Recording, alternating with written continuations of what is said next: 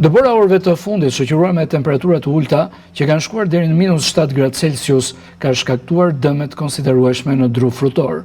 Për specialistin e mbrojtjes së bimëve në drejtorinë rajonale të ekstensionit bujqësor Arben Ysolli, dëmi më i madh është shkaktuar në bërthamoret e hershme, kryesisht në kumbulla, kajsi, pjeshk, por edhe qershi. Nga këto rreshje dhe temperaturat e ulta, sipas Ysollit, nuk kemi dëme në moll, pasi janë në fazën e parë të lulëzimit. Rreshjet e dëborës të ditës sotme, sipas parashikimit të sinoptikanëve, do të shoqërohen edhe me ulljet temperaturave në minus, parashikohet të vejë deri në -7 apo -8 gradë Celsius, gjë e cila do të sjellë ndikim patjetër në kulturat bujqësore, kryesisht në dru frutorët.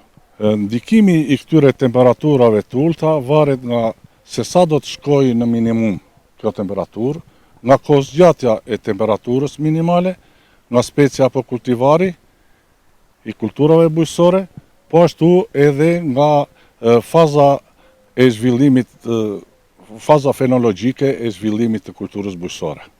Kohëzgjatja e temperaturës minimale, sa më shumë të zgjatë kjo temperaturë, aq më i madh do të jetë dëmi në dru frutorët. Po kështu, duhet vlerësojmë edhe faktin që kultivarë të hershëm apo të mesëm të disa kulturave bujqësore janë më të predispozuar për të dëmtuar.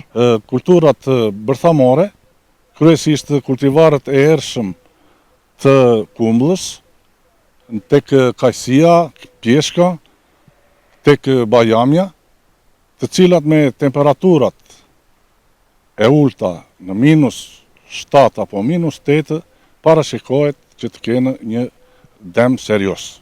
Pas 72 orëve pritet të ketë një konkluzion më të saktë për dëmet e shkaktuara.